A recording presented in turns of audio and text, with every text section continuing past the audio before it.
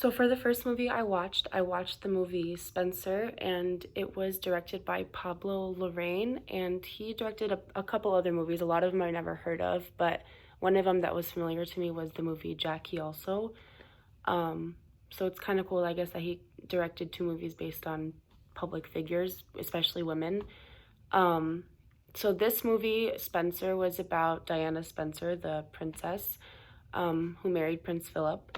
And it was a movie about her life as princess after having her two kids.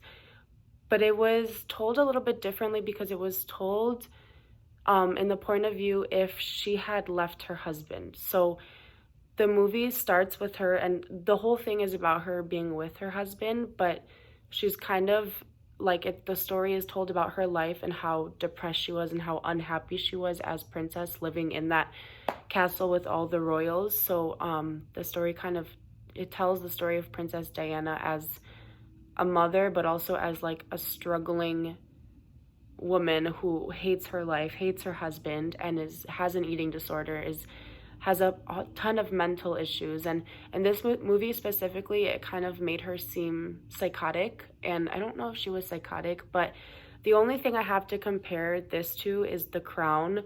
I watched all seasons of The Crown. I actually love the royals. I love watching them and learning about them. I watched all their weddings like at 3 in the morning whenever they were played.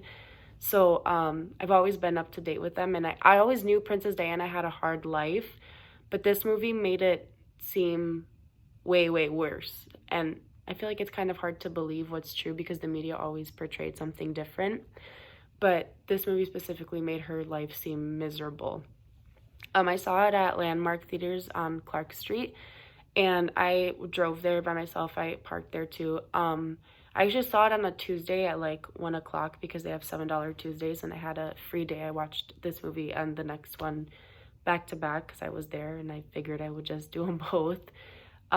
Because it was Tuesday at 1 o'clock, it was pretty empty. There really weren't many people. In the audience, there were just a couple people, older, really, not really like my age or younger because of school, and people are working too. So there was just some like older people in there, not many. The vibe of the theater was really nice. I think it's newly renovated. So like the entire bar in there is like when you walk in the theater, the bar is new. And even in the screen rooms, all of the seats are leather and like recliners too, so they seemed really brand new. It was a really nice theater. And it was nice watching a movie in the theater. I haven't been to the theaters in a really long time, so it was nice being able to sit and watch a movie. So this movie, watching it, especially watching it alone, made me feel really sad, and I feel like because I was alone, it made that feeling even more intense, I guess. I don't really like watching movies by myself in theaters. I watch them by myself at home all the time, but I like to be with people at the theaters. I just couldn't this time. So it definitely was a little bit sad. The one thing I noticed in this movie, which I mentioned earlier, was that the director of this movie made Diana seem psychotic. And I don't know if she was psychotic, like she was very all over the place. Like whenever she would be going, like there was a scene where she was supposed to be going to a Christmas dinner, and she was walking towards the dinner room, and all of a sudden she turned around and starts sprinting back, and you can tell on her face that like it seems like she's talking to somebody or like seeing someone. She also like keeps seeing ghosts of Anne Boleyn, which is like another princess from like decades ago. So I didn't really like that they made her seem psychotic, because I don't think she was. I think she was just really miserable and really sad. But maybe she did that. I think the director purposely portrayed her like that to show how much she wanted to get out. Like she kept saying, tell them I'm crazy, tell them I want this, tell them I won't do anything until I have this. And there was also a scene where she took wire cutters and cut her skin. So clearly she had some mental issues going on in this movie. And I think in real life too, she did have an eating disorder. I know in real life she was always super thin. So I think this movie just kind of made that bigger, made that kind of the whole story. I liked the movie again because I really liked the royals. I just wish they would have not made her psychotic. I feel like they made her more of like a mental illness patient than they did like a struggling princess, but that's just my opinion. I would recommend this movie. I really liked it, but I would tell people that it's more of a story of her life before leaving her husband, and she didn't actually leave her husband in real life. One thing that I can take from this movie that we learned is lighting is huge in a movie, and this movie specifically, the whole thing is really dark and gloomy up until the very end. The last scene, she takes her boys. She actually stops pheasant hunting with their dad, and the boys went for their first time, and she ran into the middle of the field and stopped it and took her sons. And the first place she went with them was to KFC to have a fast food meal, and they ate it on the pier. So that scene is like all sunny and bright and happy, but the whole rest of the movie is really, really dark and gloomy. There was one scene in particular where her the house staff had her curtains sewn shut because she would keep them open and reporters would take photos of her. So one scene in the morning, she was so fed up with them that she ripped open the curtains, and right when she flings them open, you can see like the light flood into her room, and it was kind of like, it felt like the sense of relief in a way because she had light in her room. Her room was almost like a cage, and I think that was a representation of her life. She felt like she was caged up and didn't have any freedom. And if I could have one prop for the movie, it would probably be the pearl necklace that she wore, which I don't know if it's a good thing, but so her husband gave that necklace to her and his mistress. He was cheating on her too. But I still thought it would be cool to have a necklace that Princess Diana wore because I'm obsessed with her. So yeah, that was Spencer.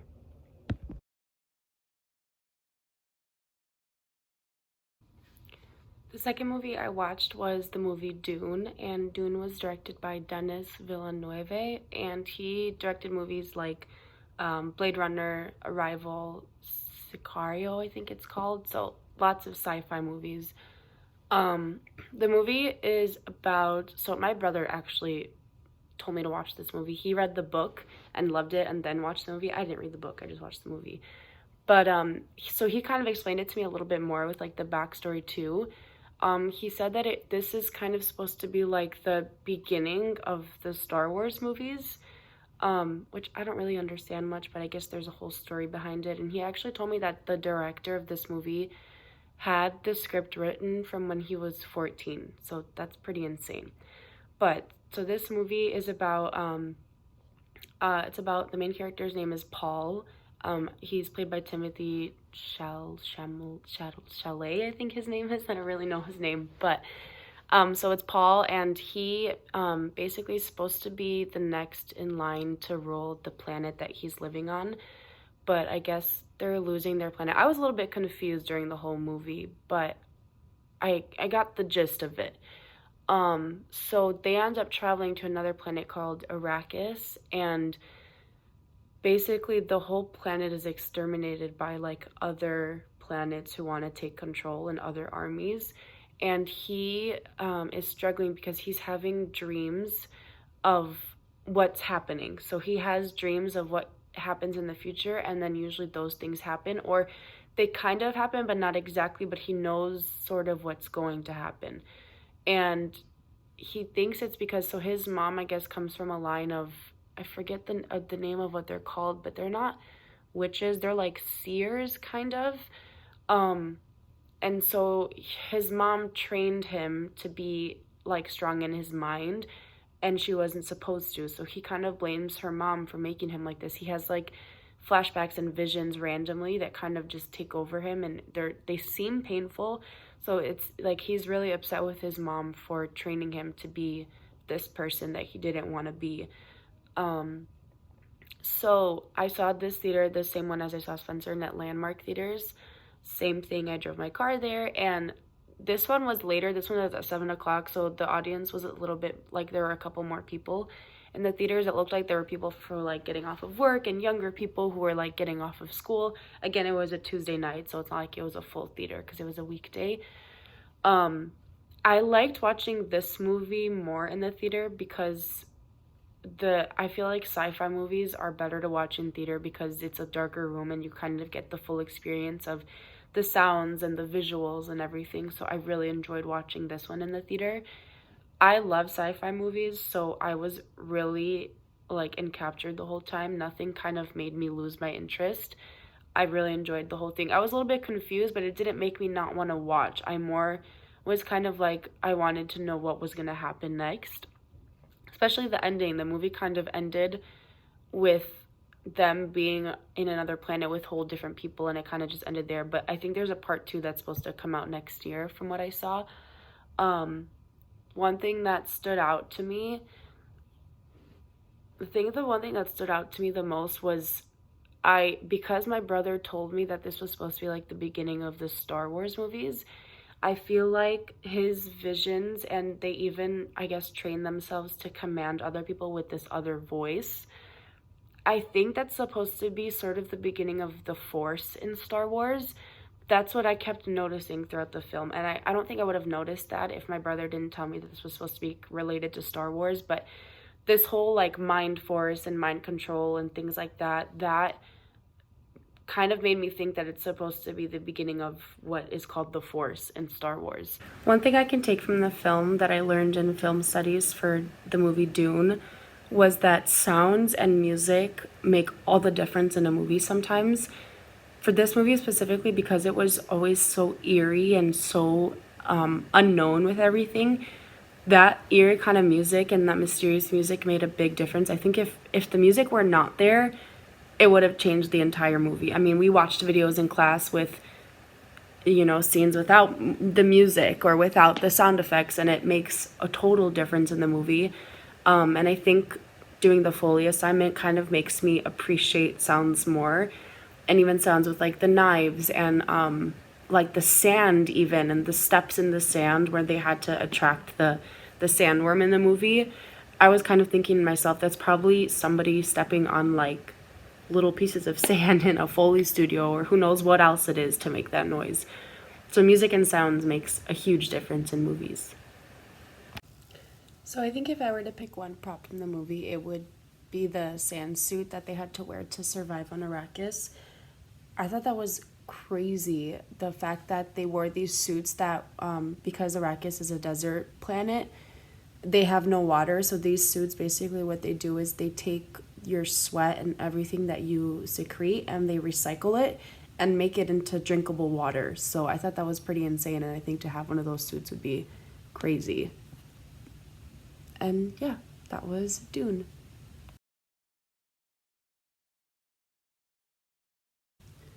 So the last movie that I watched and that I watched virtually was a movie called Uppercase Print, and it was directed by a Romanian director named Radu Jude.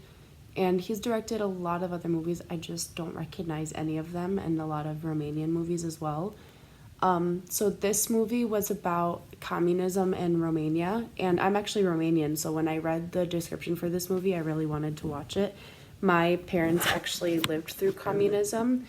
They didn't have a hard life, but they knew what it was like to live through communism.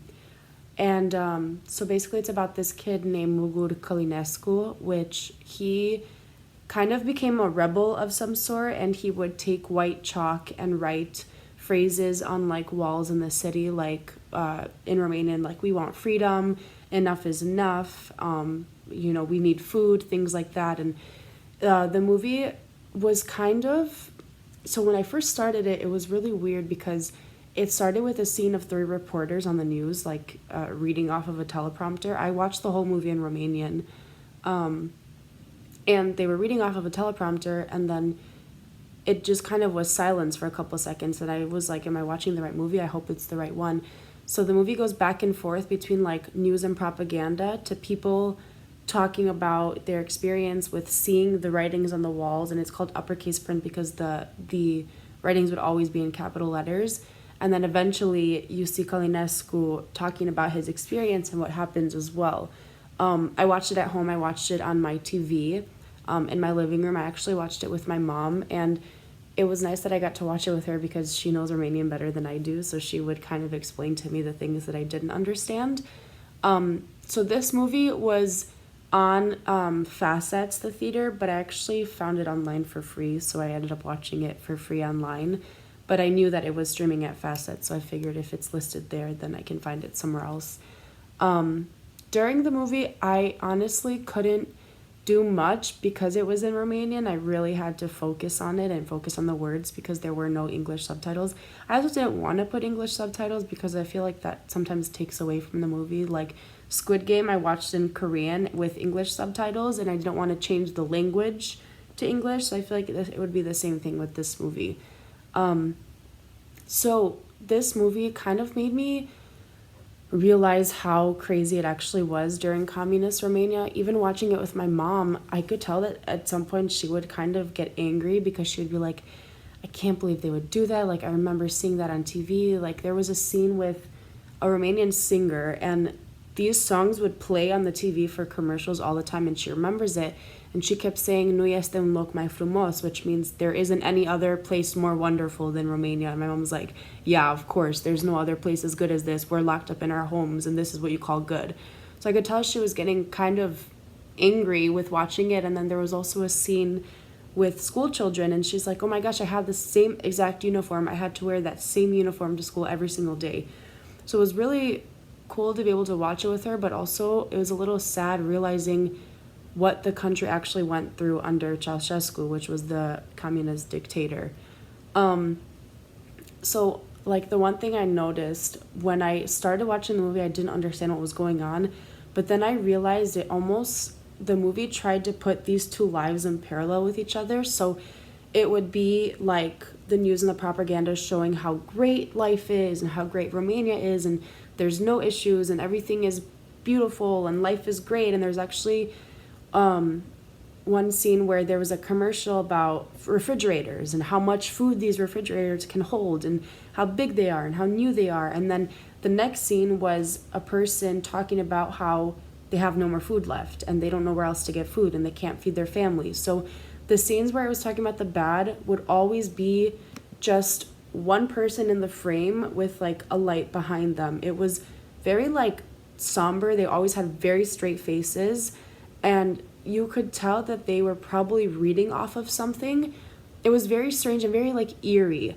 I really liked the movie, especially because it was about Romania. Since I am Romanian, it was cool to kind of learn about the country and learn about communists. I've heard it from my parents and from my grandparents before, but being able to see the news of what was actually played on TV and propaganda and things like that made it more real.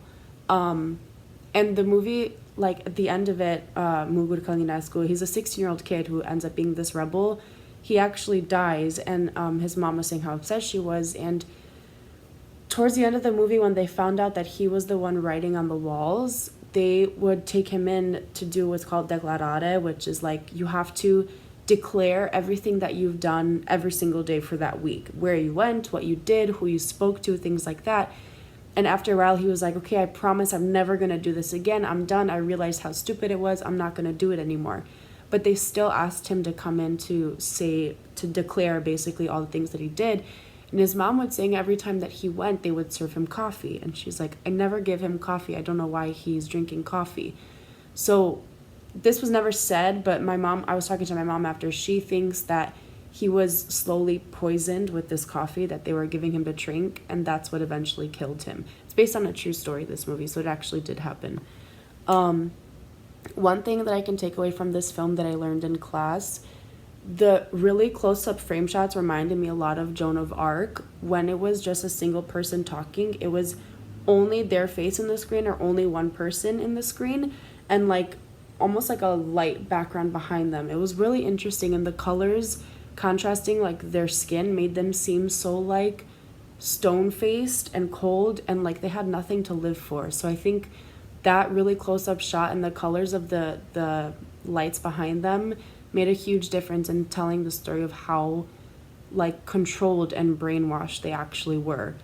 And if I could have one thing from the movie, I think it would actually be the school girl uniform that was in the movie that my mom said that she wore, because I mean I think it'd be really cool to have something that she wore anyways, but the fact that she noticed it, I think it'd be really cool to have that uniform and to say like, this is what I went through and I don't have to be part of this brainwashed culture anymore. So that was Uppercase Print.